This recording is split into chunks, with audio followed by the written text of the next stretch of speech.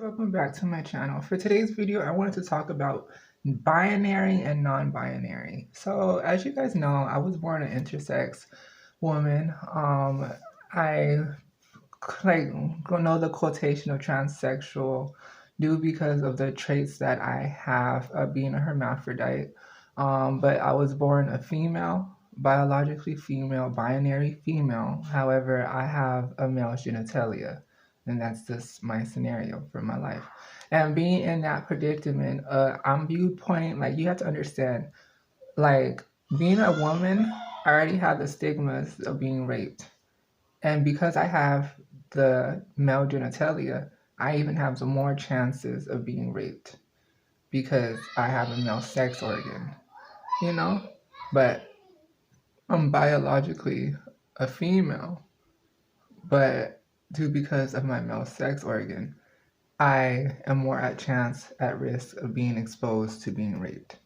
So, you know, and because of that, it's kind of like it's more of a daunting experience because I already told you guys I had my sexual abuse experiences from being 4 all the way to the time I was like reaching almost 18, you know. So I already been through all that sexual trauma. And then growing older in my life, I'm not trying to go through more sexual trauma. Like in my career, in my professional world, in my personal world, or any type of psychological aspects of that type of nature due because of me not fitting the binary of one scenario. But I fit the binary of a female, but because I have a male genitalia, I'm intersex because I excludes the non-binary trait of what of that end of the end goal of that having not having the right sex organ. It's okay. It's not like it's a big deal. It's just one of those things that everybody are born with. It's just a birth defect. It's not something that people should view pointed as like this gender dysphoria type outburst because it's nothing like that. I may like to act masculine at times when I need to act masculine for my own safety and my own precaution needs, but I also act feminine when I need to act feminine in my precaution of needs. Like, when I'm looking for a man, I act more feminine. If I'm looking for like a more regulation of being respected at workplace, I view it more as a masculine type attributes that come out, like the leadership, the dominance, the possessiveness, the controlling, those types of things, of those types of traits come out due because I want people to respect me. And if I'm working in a room full of men and I'm the only female, or if I'm a female working with a group of females, it's just, I want people to respect me as a total whole package, not one-sided viewpoints and only one-sided equations. I want people to do total respect towards me, you know? So being a binary female that excludes having a male genitalia, it's just one of those aspects where people have to understand the outlook of being a female. Like, it's like, yes, being female, you are more weaker than the average male. But you guys know I do work out as a personal trainer to make my body a little bit more stronger so I can lift up more heavier objects because of my own type of quest and because I like to work out as a personal trainer to make my own physique bigger as I want it to be, you know. So, and due because of all this like non-binary disclosures of people trying to just determine, oh, what's binary and what's not binary. Like being born intersex is 1.6 million kids every year. 1.6 million kids are born with a birth defect every year of some sort. Every year, there's someone out there that has an intersex or intersexual as group behavior or scenario in their life that they had to encounter. This could either be from hormonal influences, either they can have like a very high female estrogen replicator, but they could be masculine and be male. Or it can be the opposite. They can be female, but have a male genitalia or have male hormones. Like I have a high testosterone of male hormones because of my male genitalia. So, yeah, but I'm not it's not like it's this big old quotation, like it has to be more into it. It's not more into it than that.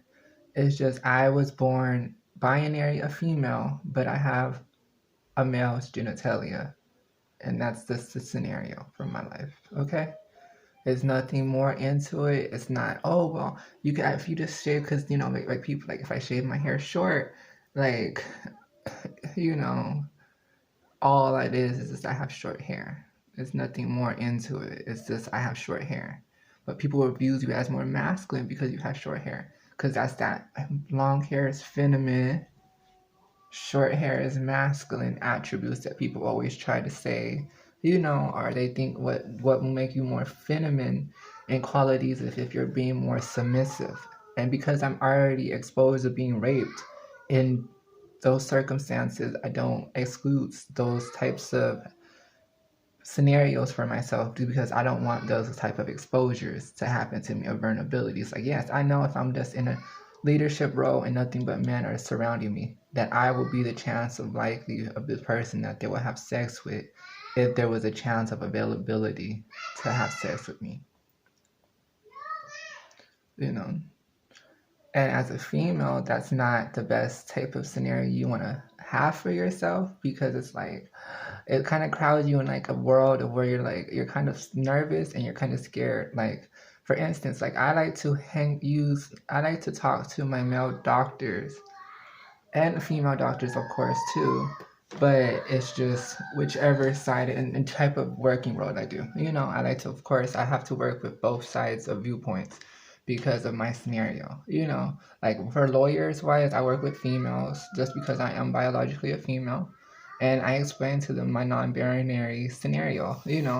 And then if I have to work with a gender disorder type lawyer also, then of course, then I work with a gender lawyer who also can talk more into these types of attributes for myself. So that way my voice could be heard and be able to change the circumstance in someone else's life.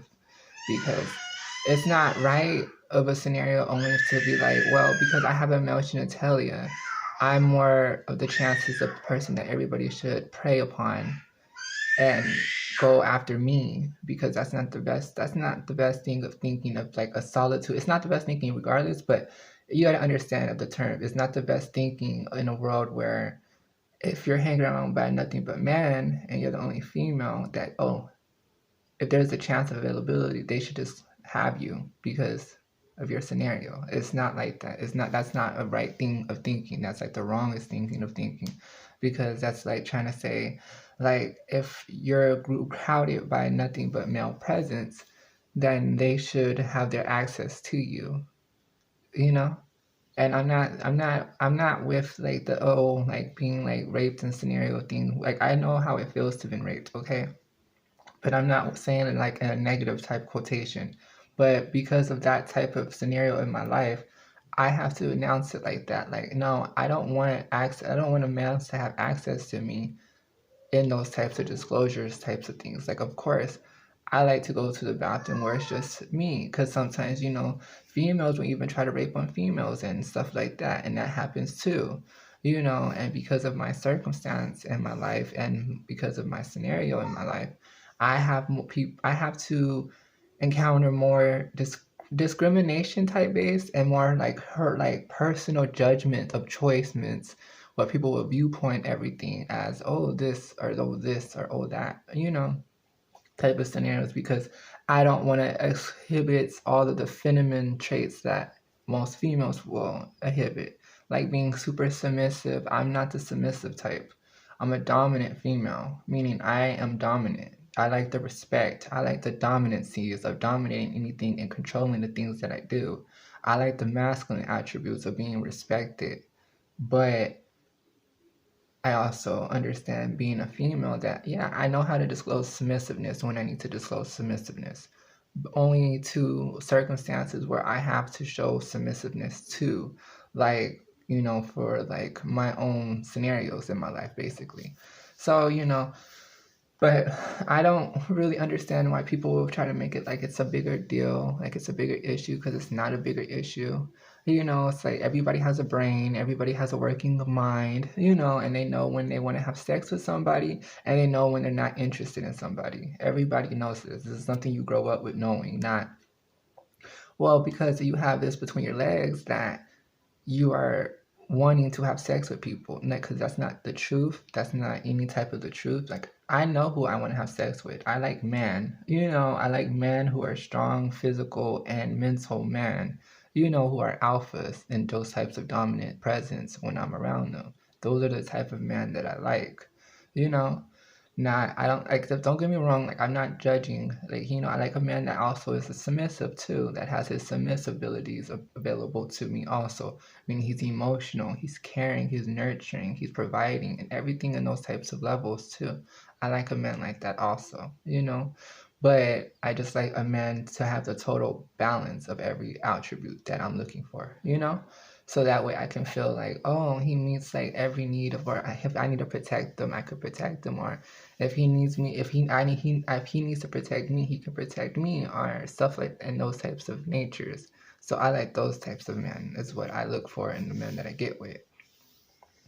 Um, you know, and like people with persona as saying it like it's more of a debate of which brain side I guess you would use, because people always say like, because since I have a dick between my legs, that, oh, would you use your dick mindset of using your dick as a way of to think, because that's not the truth. Nobody just, that's, no, people have a brain. Every human has a brain. That's, every person has a brain.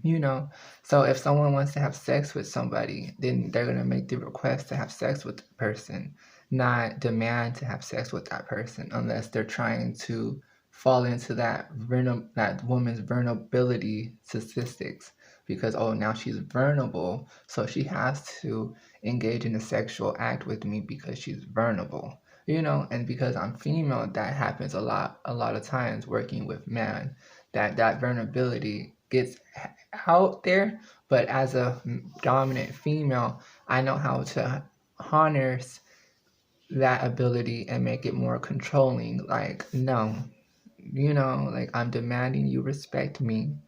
And that's why people kind of call me a pushover, or that bitchy type of atmosphere, because of that type of dominancy that I'm looking for. And it has nothing to do with that. It has everything to do with the fine print of respecting me as a whole human being, not only trying to control me on one side of viewpoints of trying to say this versus this because of my circumstances. So yeah, but I'm still trying to like research more into that disclosures of stuff like that. So I just wanted to talk about the rundown about everything. If you are new to my channel, hit the like button, subscribe also.